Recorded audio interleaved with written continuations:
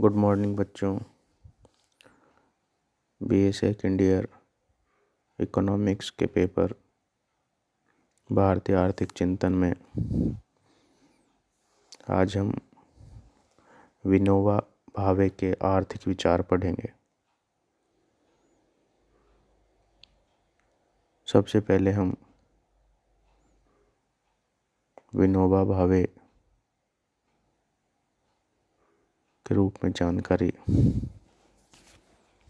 लें। राष्ट्रपिता महात्मा गांधी के वास्तविक उत्तराधिकारी और उनकी विचारधारा को कार्य रूप प्रदान करने वाले राष्ट्र संत विनोबा भावे का जन्म महाराष्ट्र के कोलाबा जिले के गागोदा नामक गांव में 11 सितंबर 1895 को हुआ। उनके पितामह शंभूराव भावे अत्यंत धार्मिक व्यक्ति थे। ईश्वर भजन व पूजा पाठ में उनकी गहरी रुचि थी। छुआछूत की भावना उनको छू तक नहीं पाई थी। विनोबा के पिता नरहरि भावे आधुनिक विचारों के व्यक्ति थे तथा औद्योगिक शिक्षा में उनकी गहरी रुचि थी।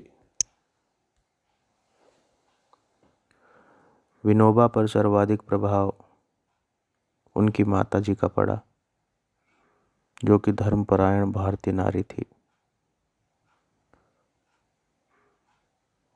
सन 1903 में विनोबा बड़ौदा आए और उन्होंने तीसरी कक्षा में प्रवेश लिया। छठी कक्षा उत्तीर्ण कर 1906 में हाई स्कूल में पढ़ने लगे। अपनी कक्षा में सर्वप्रथम रहते थे। विद्यार्थी जीवन में वे चटाई पर सोते थे। 1907 में मात्र 12 वर्ष की आयु में उन्होंने आजन्म ब्रह्मचारी रहने का व्रत ले लिया था। 1913 में उन्होंने हाई स्कूल की परीक्षा उत्तीर्ण की। इस परीक्षा में विनोबा ने अच्छे अंक प्राप्त कर 1916 को इंटर की परीक्षा देने बम्बई जाने से एक दिन पूर्व उनकी आध्यात्मिक रुचि ने उन्हें पूर्णतः अध्यात्म के मार्ग पर ला दिया। इसलिए विनोबा ने मैट्रिक व अन्य सभी प्रमाण पत्र जला दिए। 1916 को बम्बई में परीक्षा के स्थान पर वे काशी के गंगा किनारे घाट पर चले गए।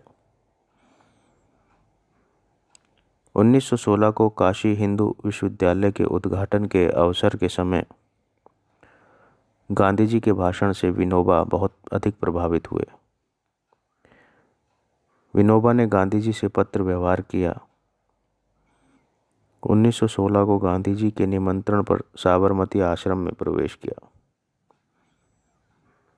विनोबा ने कुछ समय बाद गांधी जी से निवेदन कर आश्रम से 1 वर्ष का अवकाश लिया और गीता, उपनिषद, ब्रह्मसूत्र, योग दर्शन आदि का विशद अध्ययन किया। 1 वर्ष बाद पुनः 1918 को वे साबरमती आश्रम लौट आए और पूर्ण रूपेण गांधी जी से जुड़ गए। विभिन्न स्वाधीनता आंदोलनों में भाग लिया और जेल गए। गांधी जी विनोबा जी के समर्पण भावना और कार्य के प्रति उत्साह से अत्यधिक प्रभावित थे। विनोबा जी के प्रति यह गांधी जी का अटूट विश्वास था कि 1940 में गांधी जी ने उन्हें प्रथम सत्याग्रही बनाया। विनोबा की पूर्ण रूपेण गांधी जी के प्रति समर्पण था। 1948 को गांधी जी के शहीद होने के पश्चात उनके कार्य को आगे बढ़ाने के लिए विनोबा जी के पहल पर गांधी जी के सभी अनुयायी सेवाग्राम में एकत्र हुए।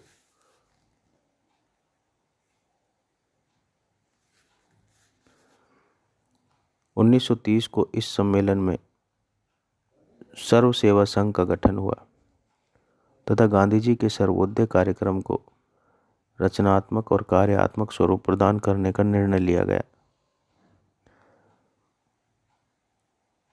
गांधी जी द्वारा 1940 के सत्याग्रह आंदोलन के प्रथम सत्याग्रही विनोबा भावे ने इस सत्याग्रह को धरातल पर उतारने के लिए गांधी जी के सर्वोदय और ट्रस्टीशिप दर्शन को मूर्त रूप प्रदान करने के लिए 5 अवधारणाओं पर बल दिया।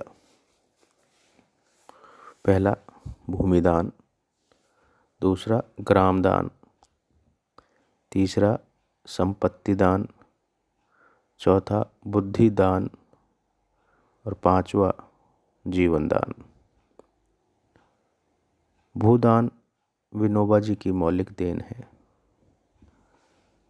भूदान के माध्यम से राष्ट्र के उत्थान का मार्ग उन्होंने प्रस्तुत किया और उसे व्यवहारिक स्वरूप भी प्रदान किया। भूदान की परिणति हुई ग्रामदान के रूप में और दोनों ने मिलकर भारत के लिए मार्ग दिखाया। राम राज्य का जहाँ सभी व्यक्ति परस्पर प्रेम, सौहार्द, भाईचारे की भावना के साथ एकतापूर्वक रहे, भू पर सभी के अधिकार की संकल्पना भूदान व ग्रामदान की अवधारणा के अंतर्गत है। विनोबा जी के शब्दों में भूदान आंदोलन की यह एक विशेष बात है कि इसमें से ग्राम दान आरंभ हुआ है। भूदान आंदोलन का पहला कदम था गांव में कोई भी भूमिहीन न रहे और अंतिम चरण गांव में कोई भी भूमि का मालिक न रहे। हमें स्वामित्व छोड़कर सेवक स्वीकार करना चाहिए। हर एक को उसके पेट के लिए जरूरी अन्न मिलना ही चाहिए, यह उसका अधिकार है। स्वामित्व का अधिकार किसी को नहीं है।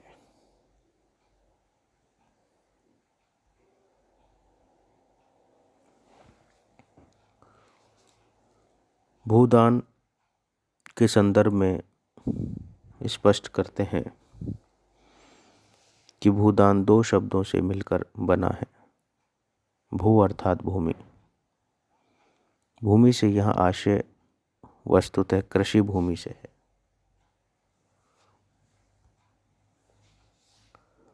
दान का शाब्दिक अर्थ है स्वेच्छा से अपने अधिकार को किसी वस्तु या सेवा को दूसरे को सौंप देना।